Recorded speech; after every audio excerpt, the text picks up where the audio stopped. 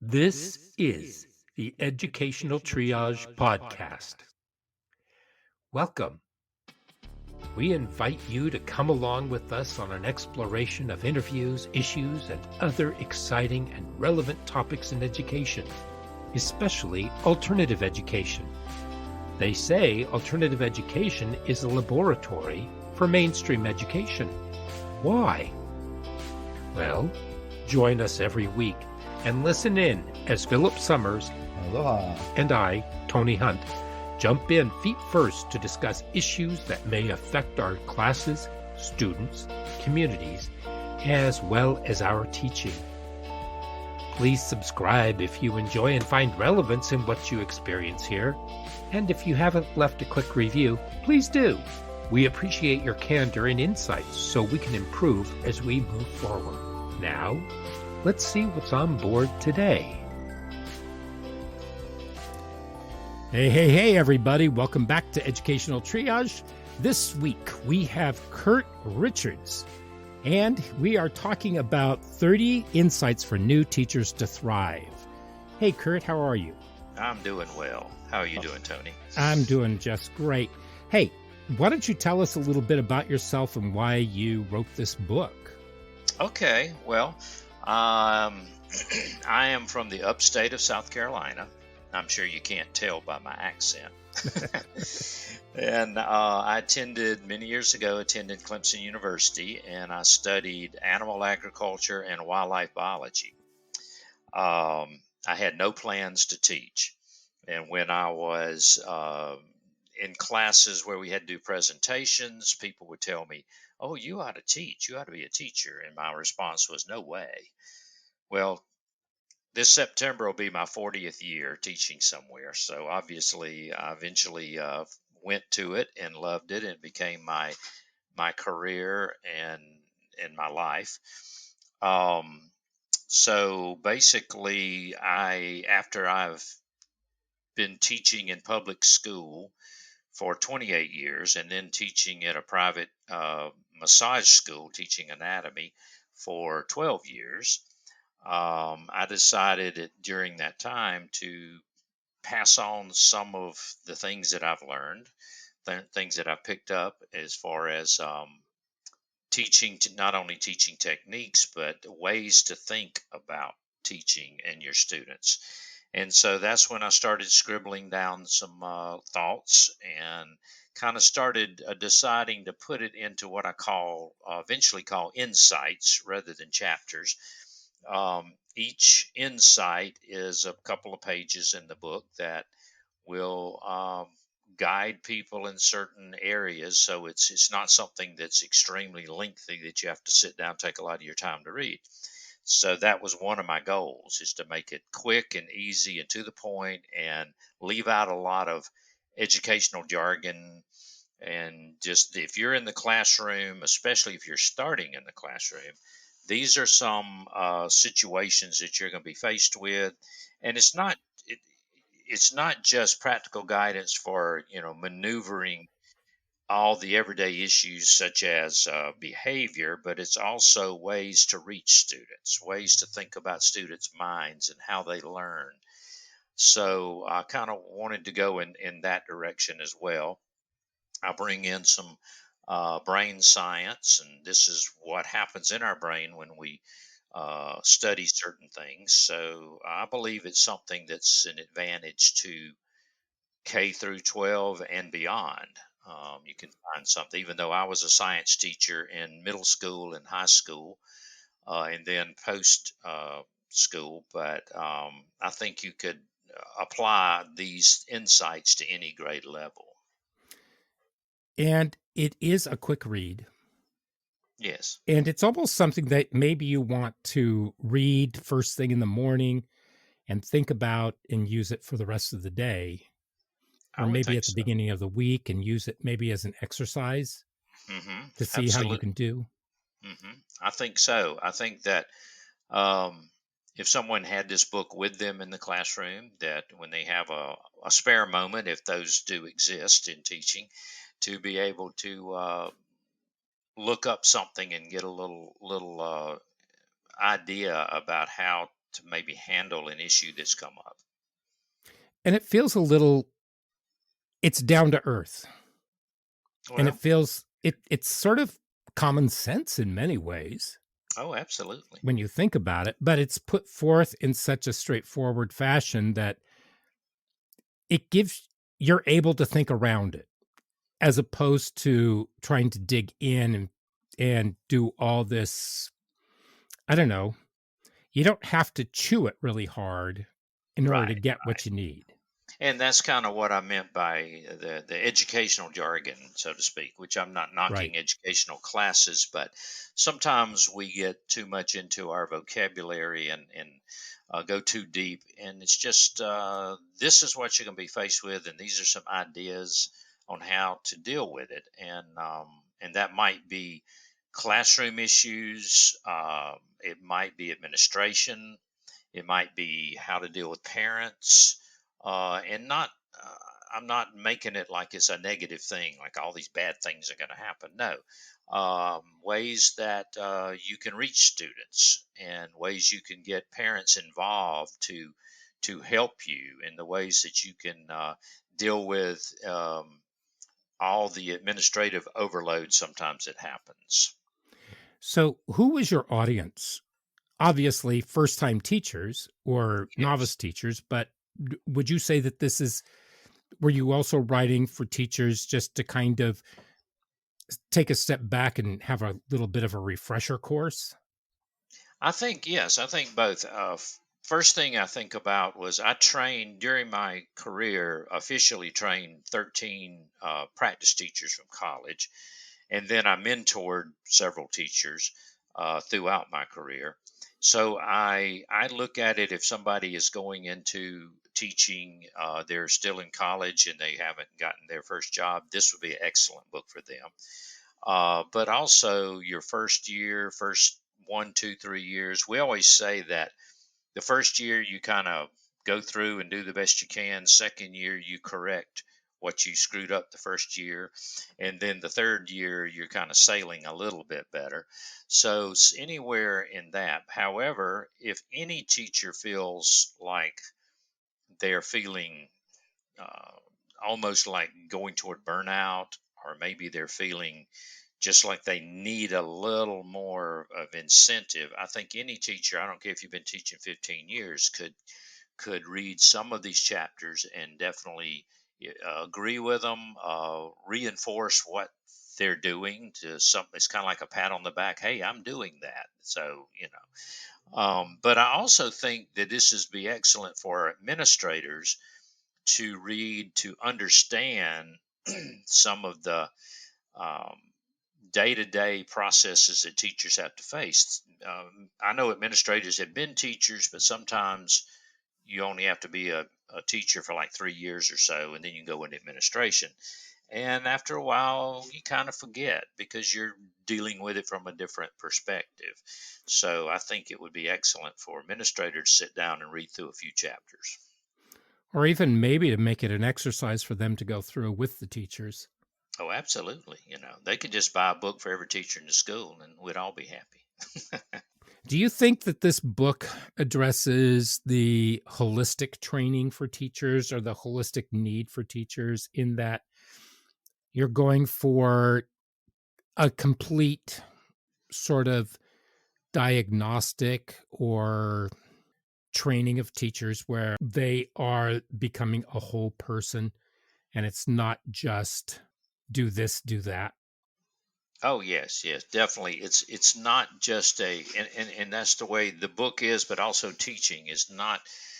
Uh, Even though teachers are list makers and they like to check off the list, it's not okay. I did this today, now I do this today. Now I've been a good teacher. No, I think I said in the beginnings of this, if I could just read a couple sentences That'd be from great. this.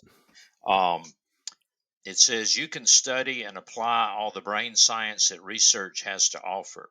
You can sit in college classes and professional workshops and take volumes of notes about how to organize a classroom and how to present material.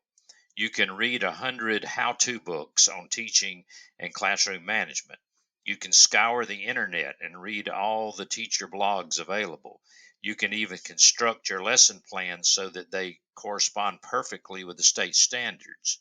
But if you don't love what you do and love what you're teaching and love who you're teaching, then you will never be a highly effective teacher, and the classroom is probably not the place for you that you should be.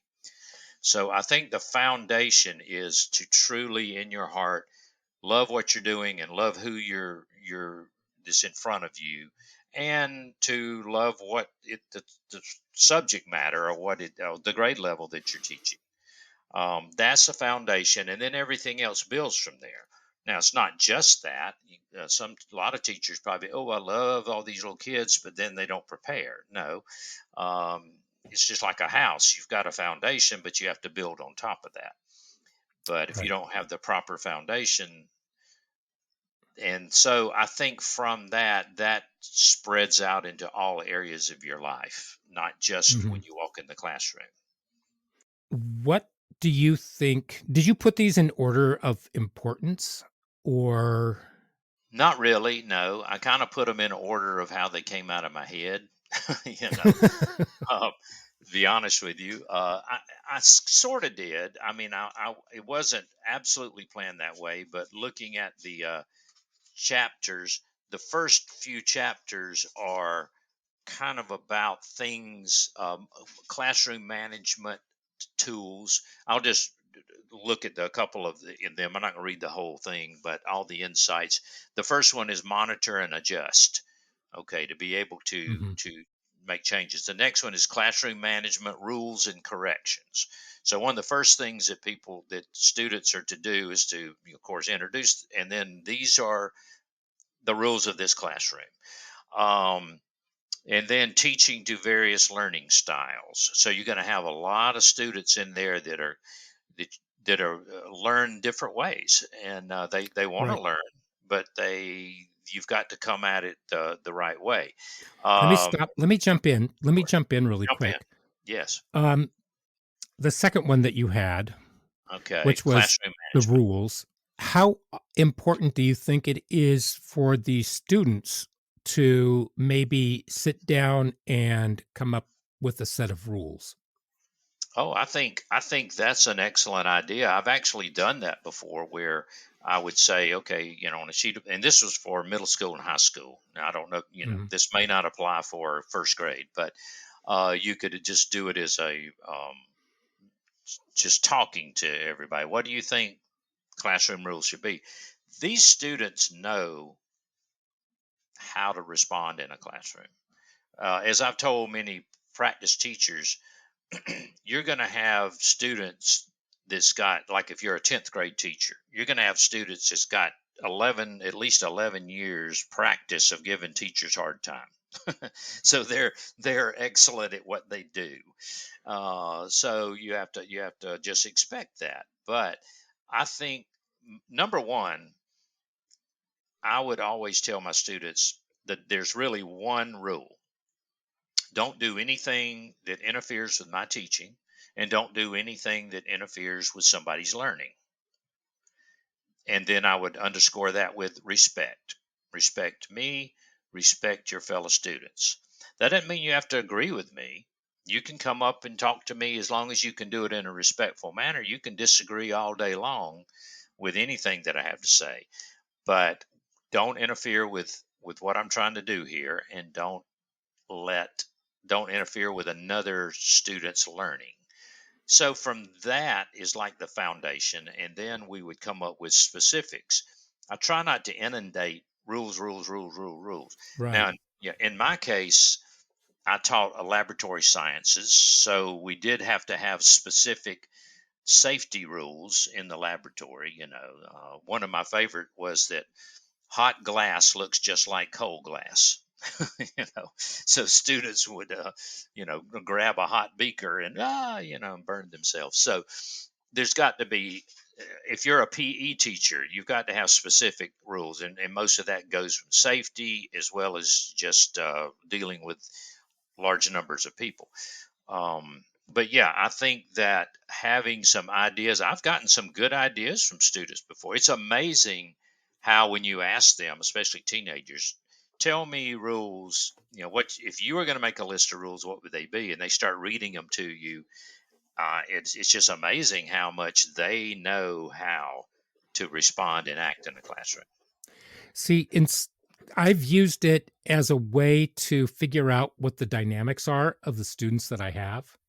So Right. I have them partner up or Oh, maybe go absolutely. into small groups, and Hmm. I put them into the groups and I just kind of watch them, because by the time I had them, many of them already knew each other, and some of them Oh, had yes. been with each other for maybe 11, maybe some of them, maybe even 12 years.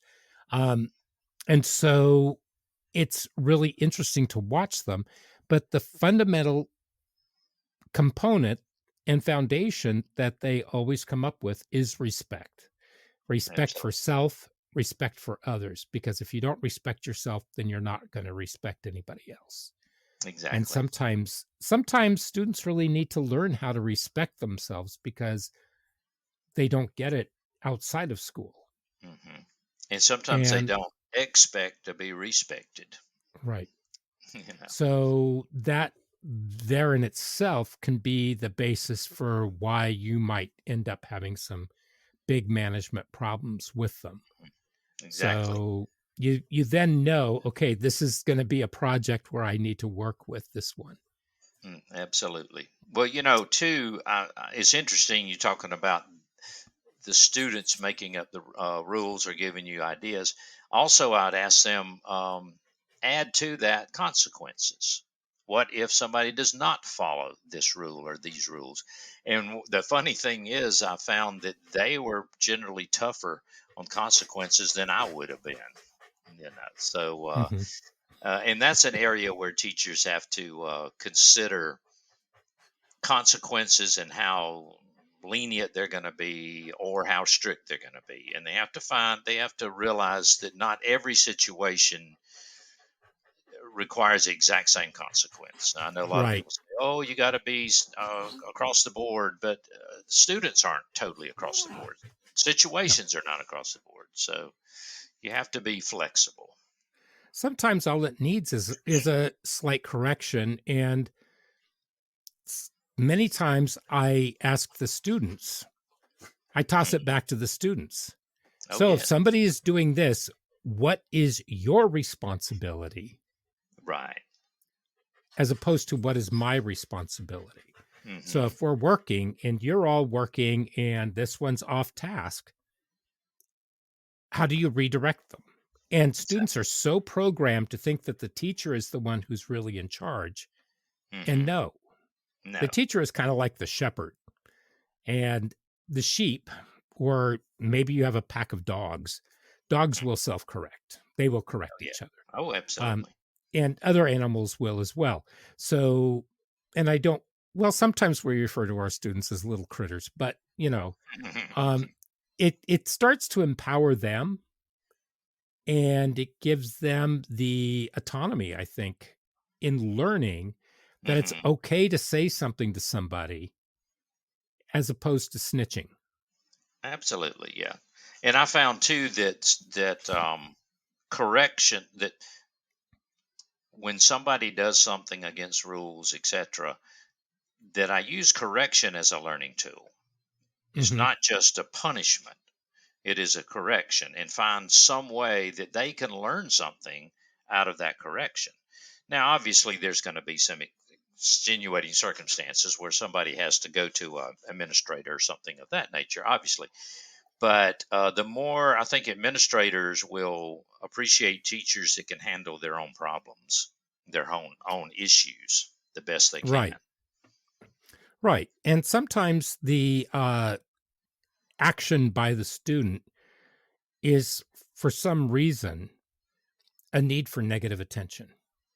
Oh, absolutely. It's a Yeah. cry for attention. And sometimes I'll address that, and I'll Hmm. say, why do you need so much attention today? How would Hmm. you like me to give you the attention? Do you want it positive or negative today? Yeah, Let's that's work true. on that. And And sometimes, if I could share a quick sure, story, please. I had a student in my high school class that was kind of a character, and I had a large fish tank that was about a 55-gallon tank with a couple fish in there. And he, for various reasons, he put some candy in there so that the whole fish tank turned red.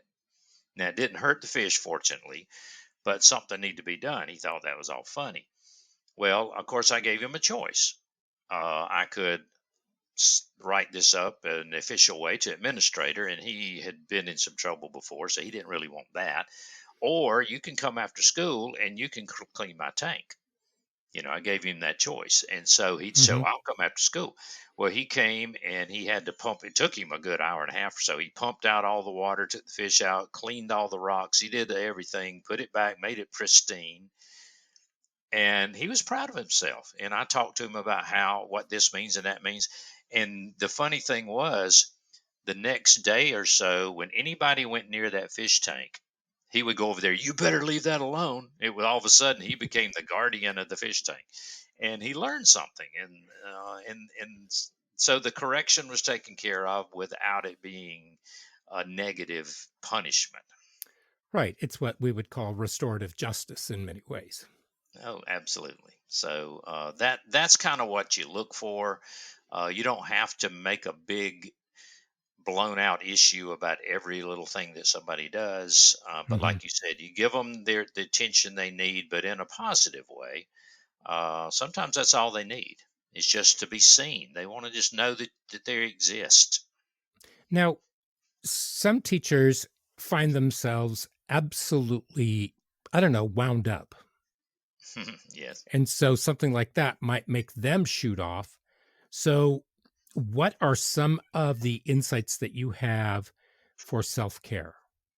So that, because it's very difficult when you have a group of students who need so much from you, but you need to be able to refill your own vessel Right. before you can distribute parts of that out. So I know that you have things in there. I know that you have routines. What else do you have that our listeners might want to use, let's say, So this would kind of be or look along the for? line of them heading toward what people love to call burnout, I guess you could say, or at Right. least exhaustion. Um, Several things come to mind that may not be. Some of it is directly in the classroom, but most of it is stuff that can be done outside the classroom.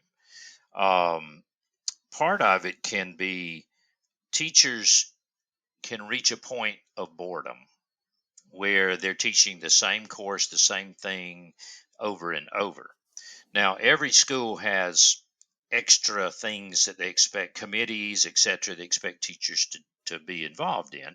And they tend to put people into areas of the same area. If you're a science teacher, you become the person taking care of the science department or whatever.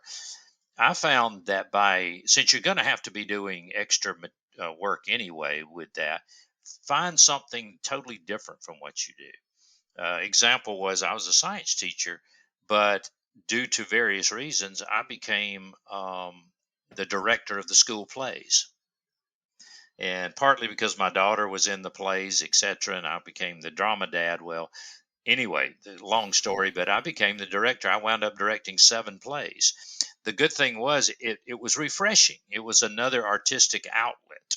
So if the people can find some kind of artistic outlet that's maybe different from what they're doing every day, that gives them a little, that refreshes them a little. I think within the school, try to avoid toxic environments, um, such as, and I'm being very general here, but the teacher's lounge. That can just be a place where negativity, it's just in the air. So try to stay away from that sort of environment, and seek out fellow teachers who are positive and interested in improving what they do. um, I think that too, outside of school, you have to unplug. You have to kind of know, this is enough. I've done enough today. I'm not going to do this weekend. I'm going to take Friday night off, whatever it might be. unplug, get off of social media, whatever. That, I mean, that's my personal opinion. Some people that may be their outlet, but um, and and do things with that is emotionally and physically positive. Exercise, obviously, eating right, this sort of thing, but you need to get your brain out of survival mode. Too often our brain gets in and we just feel like the sympathetic nervous system kicks in, and everything is in survival mode. So socialize, but also have me time. And that means different things to different people. To me, it meant going out into the forest a little bit by myself, hiking, sitting by a stream, whatever, to kind of collect yourself and just unplug from what you're doing, and then you can come back and plug back in. What Other people. about the teachers that, let's say that they go, Hmm. and they go to sleep, and then when they wake up, they basically jump out of bed, jump in the shower, jump out, grab maybe a piece of toast or a cup of coffee on their way, and they're Right. bam right back into the school. Right. And Well. they've had no time really to Hmm. actually get themselves together. Exactly. So, That's. I think we have more choices than we want to admit we have. Now I realize if you've got two or three young children and then you've got to do that, you take care of them. You got, there's situations, but everybody can sit down with a pad and pencil maybe and say, okay, how am I? What do I really have to do? Can I possibly get up 20 minutes earlier and sit on the back porch with a cup of coffee for 10 minutes? I mean, uh, there are choices. It's just we tend to slide into the same old habits, and that's what it's a matter of breaking habits, in my mhm. opinion. And I think all of a sudden we start to see that we're more refreshed. Get to I used to love to get to school. We started school. I think it was something like 8:10 or 8:15 was when the bell rang. I would get to school at least an hour early. I love to go in that classroom when nobody was in there. And I would get me a cup of coffee or something, and I would be doing stuff, but I would do it on my own time, my own way. And I didn't feel uh, rushed or like that I had to deal with a whole bunch of people. And because I was going to be around hundreds of people all day long, I needed some me time. So I got there early, you know. And the nice part about that, because I did the same thing, I would wake up very early in the morning. I would think I was getting up at about between 3 and 3:30, Oh. and then I would take the dogs for a walk. I would do Hmm. some meditation time. I would do a small workout, eat breakfast, and then I would drive into work. And I had the place to myself, and I could just Exactly. close my door and I could just Hmm. get work done. You need to have that lone time just to be able to process and get your thoughts together. Exactly. Yeah, and it would take a little adjustment. As we always say, you can't have it all, and you can't stay up to after midnight looking at your phone or grading papers or whatever, and then expect to get up at 6 o'clock and sit on the back porch and drink a cup of coffee. So you've got to Right. it's give and take. You have to set some really strict boundaries, I think. Yeah, and it gets to And be a habit. To break a habit, you can start with new habits. now, how does that translate into the classroom? Because of late, they've cut a lot of the programs that allow for different kinds of, uh, let's say, release for the students so that students don't have as much recess time. They don't have Yeah. as much time for creative outlets, and to just let off steam. So Hmm. they brought social emotional learning into the classroom. How, what are some things that teachers you believe should start doing as new teachers or even veterans? Hmm. What are some things that they should be able to do in the classroom that might actually allow for a release to benefit students and their need just to, let's say, let off a little steam? so the Hmm. teapot doesn't explode. Right. For teenagers, nap time. No, I'm joking. Um, they always resist it as kindergartners, but when they get to be teenagers, it's like we can have nap time. Um, there's a lot of things that come to mind. I mean, a lot of teachers love to do active things like we're going to take 5 minutes to do some yoga, or we're going to do some get everybody standing up doing something.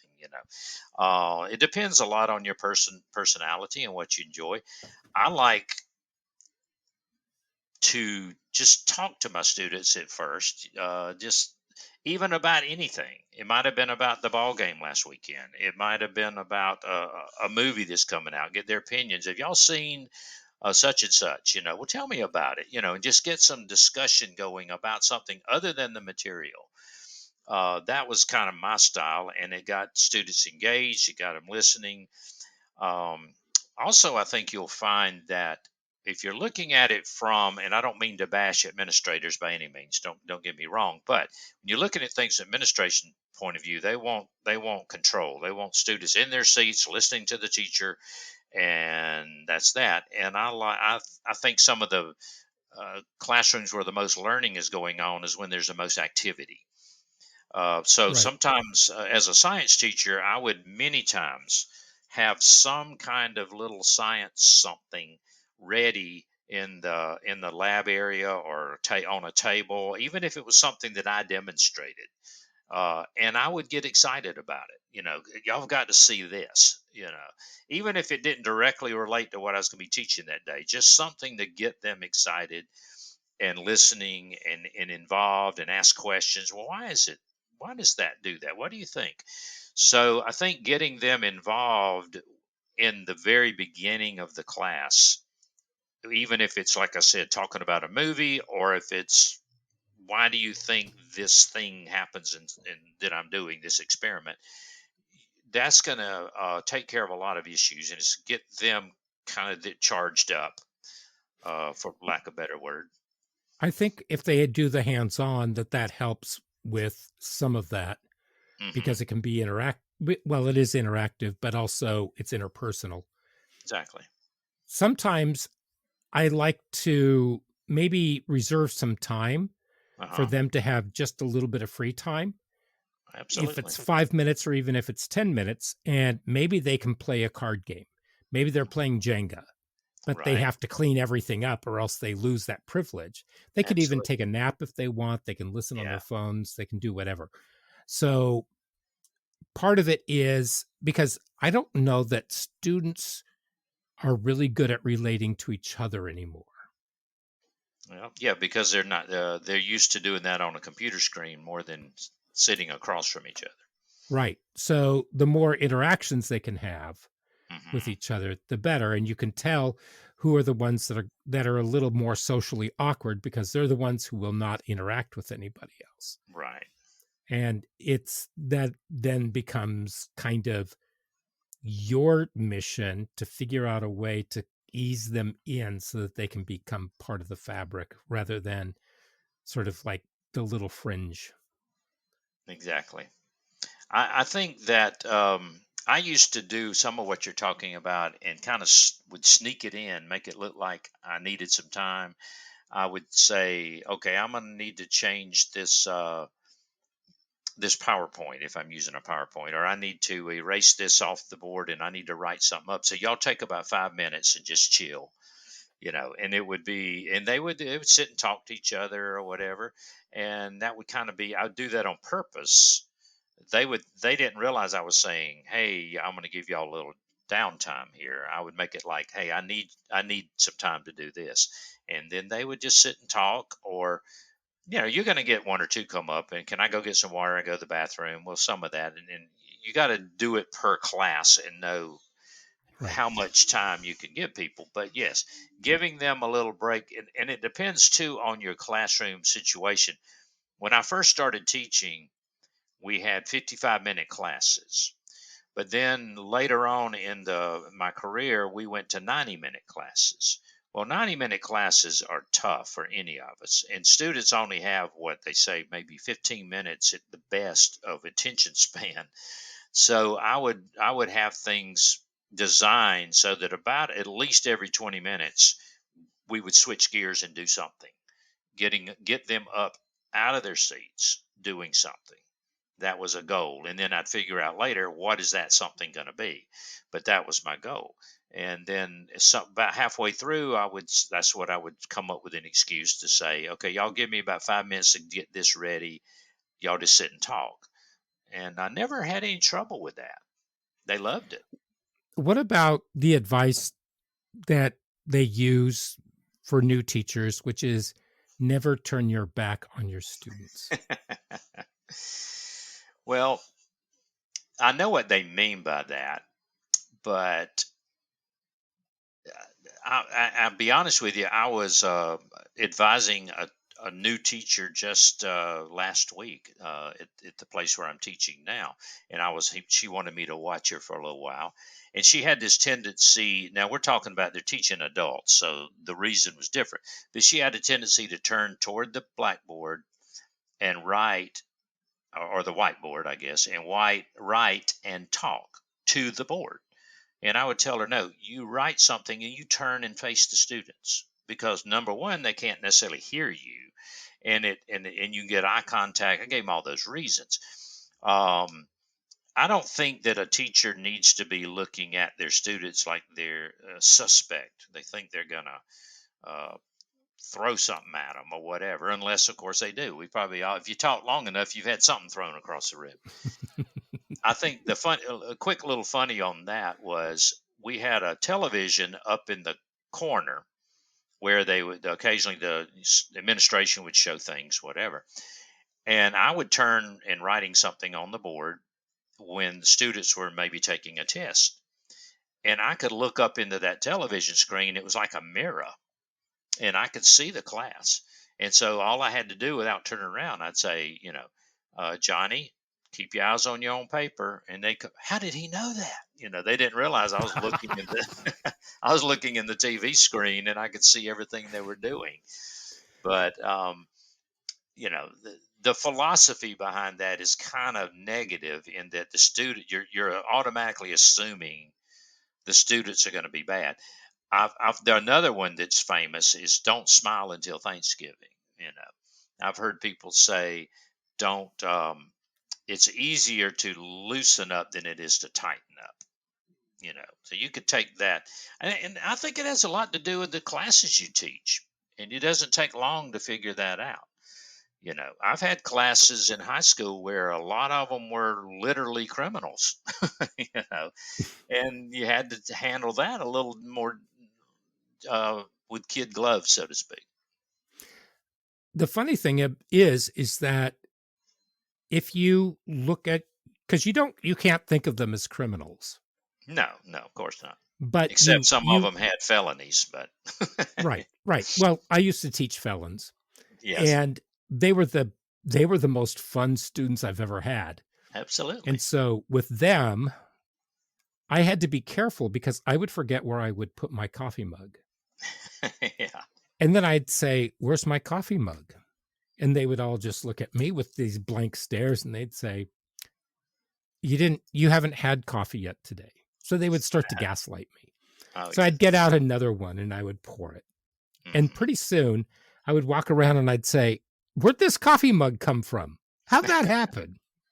And they just had the best time with it. And Oh, so, absolutely. and you know, a, if you have a sense of humor and you can Mhm. play with them, Exactly. because Exactly.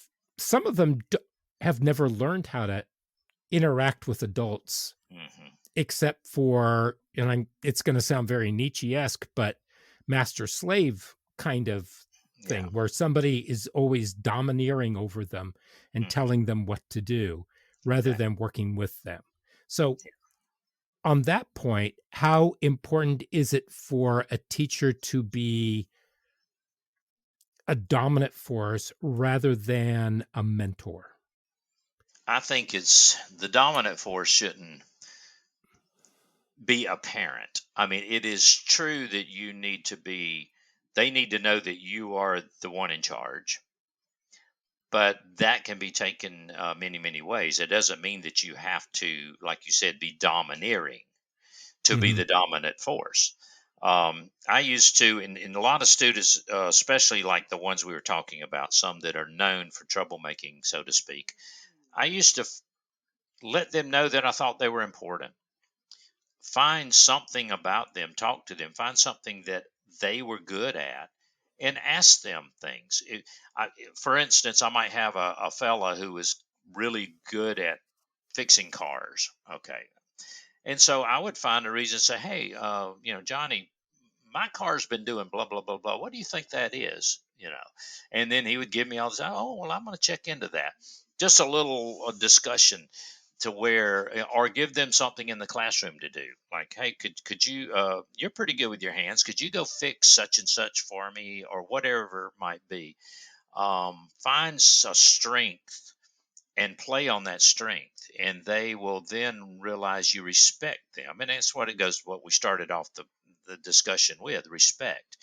They're not necessarily used to that. They're used to somebody always telling them what they're doing wrong and what they have to be doing, and not coming to them for help.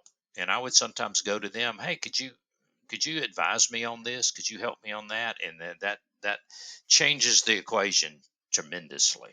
I'm getting the thread all the way through about the relationship that you build with the students. Absolutely. Hmm. And some teachers have a really difficult time. I, Maybe it's not just teachers, but when they come in, and I remember when I was beginning to work with my young felons, Hmm. I stood there and I looked at them, and because I built that program from the ground up, because I came in Right. and I had no idea what I was doing. I had no furniture, I had nothing. And I Right. looked at them and I said, okay, I'm going to make a deal with you. I'm not going to judge you, Hmm. but don't you dare judge me until we get to know each other. So let's Right. build this together. And I found that that was actually very effective in teaching all students, Hmm. because nobody wants to feel as though they're being judged. No, absolutely. And and jumping to conclusions about people takes much longer for them to change their mind. Yeah, So, exactly. And I think too, I like to use the term that students need to feel emotionally safe. yes. We concentrate nowadays so much on physical safety, which we should, of course. But students, what I've told, especially teaching biology and tied in, was when any of us walk into a room, immediately our subconscious is checking the room just to make sure everything's safe. We don't realize we're doing it, but our sympathetic nervous system is checking, say, hey, is this a place I want to be? And so I want students to feel when they see me, when they walk in my room, they know that within certain reasons they can say what they want to say, and they're not gonna be have their head bitten off. I'm not gonna bark at them, um, even if we don't always agree with something.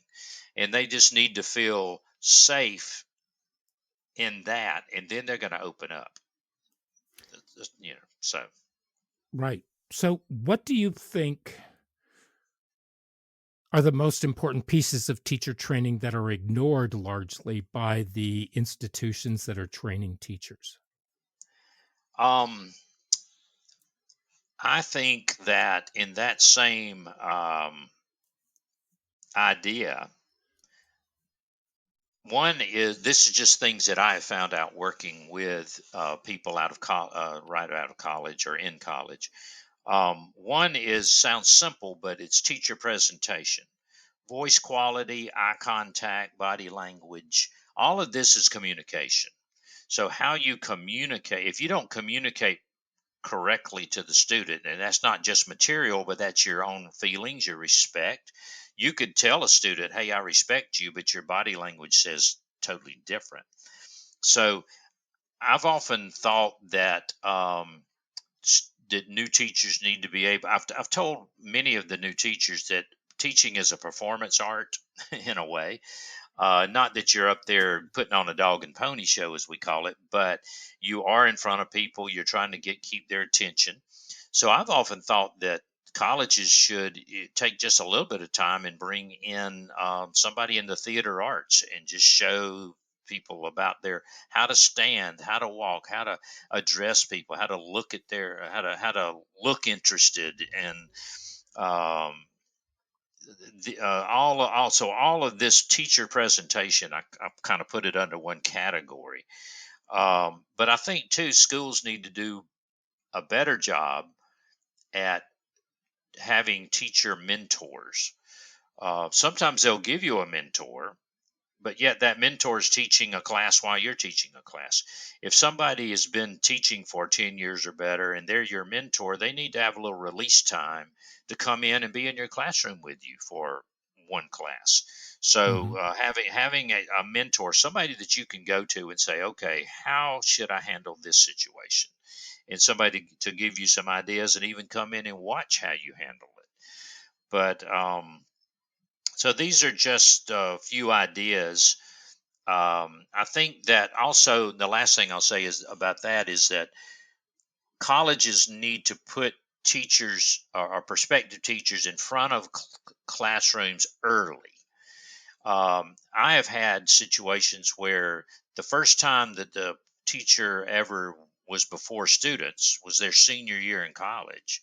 Now they've studied education or something like that for 4 years, 3.5 years, and now they're just now getting in front of students. And I've actually had some say, I don't think I want to do this. you know, I'm about to graduate and I got to find another profession because I don't think I like it. So I think they need to be, their freshman year when they say we're going to be an educator, they need to be put out into a school, if nothing else, just to be a teacher aide for a month. So just, Right. See, and when I did my teacher training, we had hmm practicums. yes, So we would go out and we would work with teachers in their classrooms. And if right. most of the people that I spoke to in my cohort said, "You got to teach?" yeah. And I said, "Well, yeah, aren't you?" And they said, "No, they just have me sitting there or they Yeah. have me doing X, Y, and Z." hmm And so when it came time, I said, "Well, you have to tell them. Can could I teach? Would you feel comfortable with me maybe working and teaching on something?" Right. And so some of them were able to do that. Right. And that could be changing, somebody watching this from a university might say, "Hey, we don't do that anymore." Well, but that was the experience I had. Another thing that I would always do with my practice teachers. Now, I'm dating myself here because when I when I was teaching, a lot of the technology we had was colored chalk. That was technology. Mhm. But still, nowadays a lot of them have all the smart boards and PowerPoints and you name it, and that's fine. But I would always give my student teachers a marker or a piece of chalk, depending on what I had, and say, for the next 2 weeks, this is all you use. You've got to learn to engage with these students, but you and them, not all the uh, helping learning technologies and all. No, you're going to learn to engage with these students by simply writing on the board when you need to and talking to them. Now we're talking high school, upper middle school students. That might be different for second grade or something, but they need to first learn to not rely on all the bells and whistles and rely on themselves. I think that is some of the best advice I've heard for a brand new teacher. Yeah. And it's not something that I would have considered. Yeah. Well, that's what I would do. I'd hand them a piece of chalk and say, "This is it." Not that we had a whole lot of different things in that back Mhm. then either, but still. And I never had. They would look at me, like deer in the headlights. But but by the time those 2 weeks were up, they were connecting with the students. Yeah, And of and that's course, what I it's would all say, about. And I would stay in the classroom, and I'd give them some alone time with the students, but I'd stay in the classroom and watch, and afterwards give them some pointers. A lot of it had to do with presentation. Don't just stand behind that podium and talk, or behind that desk. Definitely don't sit down. I mean, I don't think a teacher should ever sit down the entire day unless they're sitting there grading papers or something. When you've got students in there, you're on your feet, you're moving around. But Right. you need to be engaging with the students at all times. And the best way to do that is just to jump in the lake and learn to swim. I mean, it's hard to teach that. They have to experience it. What more can you say? Because I think you've said so much. And I know that I'm going to go back through this and I'm going to be taking some notes. So the book is 30 Yes. Insights for New Teachers to Thrive. And where can people find it? Any of the online booksellers. Now, I've had some people contact me and say they called their local bookstores and they were able to order it for them. It's Roman and Littlefield at the publishers. I have my own website, curtrichards.com. So they could go to curtrichards.com and see the name of it if they forget the name or whatever. But yeah, you can go to, I don't want to plug any one particular thing, but you can go to Amazon, you can go to Goodreads, you can go to barnesandnoble.com, you can go to the whole list, and it's there. You can get it in hardback, paperback, or e-book, both. So it's very available. It's been out since March, and I've had some good comments from it, and I would like to hear more. If somebody could, go to my email address is on my webpage, and if they read it or get it, they could drop me a note, and I'd love to respond. I basically just like to say that a thriving teacher, in my opinion, is a lifelong learner. You are a person who loves not only what you teach, you love learning. And what I found I would be doing is, no matter what I was doing at home, I might see something, hear something, find something, and I'd think of a way that I could use that in my classroom. That's when you're truly the heart of a teacher. So I would hope that people would go out there, possibly get this book and get something from it. I will add too that the end of the book has got 15, I like to call them humorous stories, that are things that has happened in the classroom. And every one of those things has happened to me, even though I wrote them as if they happened to somebody else. But that was something I did throughout my career. I kept a notebook, and I would, when something funny would happen, I would just jot it down and then eventually put it into a book. And I loved reading those. They made me laugh so hard. Well, they're very realistic, because Yes. And every teacher could probably write their own, I'm sure. Exactly. Well, thank you very much. Well, I've And the enjoyed best- this immensely. And the best to you. And so that's it for this week. And we will see everybody next week for another episode of Educational Triage. And until then, have a great week. Bye-bye, everybody.